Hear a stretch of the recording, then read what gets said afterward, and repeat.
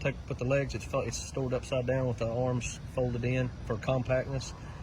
We put the batteries in it, put the payload, which would be the camera or the spotlight for night operations. Fold the props out, turn it on, and have the controllers turned on, and they got to sync up with GPS satellites to make sure that it's not going to fly off or anything.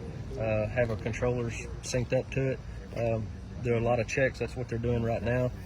Checking all their parameters, making sure they're in the clear to take off, or our airspace conditions are good and their controllers are ready to go, and then we can launch them. That's part of getting it before we fly. To get to part 107, just make sure everything is good to go on the aircraft, so we launch it, that nothing's going to fall off of it. It's going to be as safe as it's going to when you launch it. Whenever safety was arrived on scene, they got above the fire. Of course, it burned some of the roof off of that building. Had a PD officer. He was controlling the drone and the camera, and Chief Vic, he had the camera and he was the other controller, and he was able to see hot spots and see where there was fire that the guys could not see, just because he had an extra view from the sky. So it was aiding them to get the fire put out quicker, more efficiently.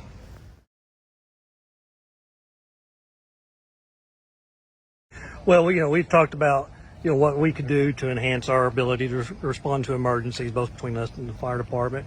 And you've got other agencies that have adopted drone programs, so it was something that we wanted to pursue, and with the support of the mayor and the city council. And we had a private donation for one of the drones. It helped us jumpstart this program to get it rolling, and have that partnership with the fire department. So not only does it help the police department, but it helps the fire department, which helps the first responders of the city of Russellville to better respond to emergencies in the city. And it's a great tool. We've used it already. It took a lot of preparation to get to this point.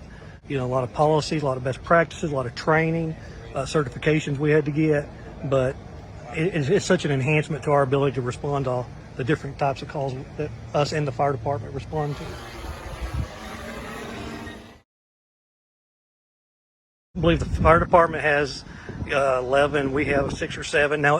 That's our core getting started. We can always, now that we've got the core set up, personnel to fly, we can always add to that, which enhances our ability to have 24/7 deployment capability.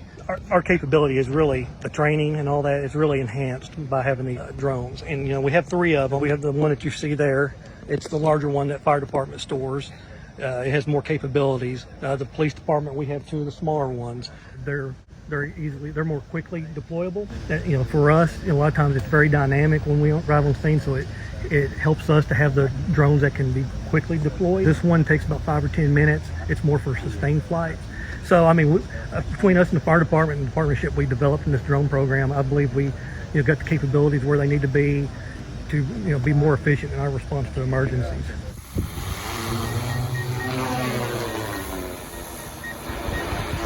The controller, he just lets go, it'll just sit and hover. It won't drift around. That's right. So here we are. Here's your And that's from 3,000 or 2,000. There's so many applications for this.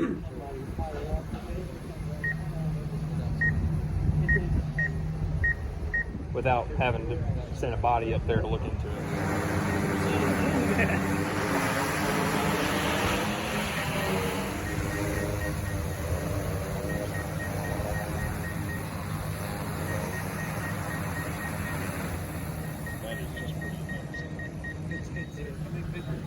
That is.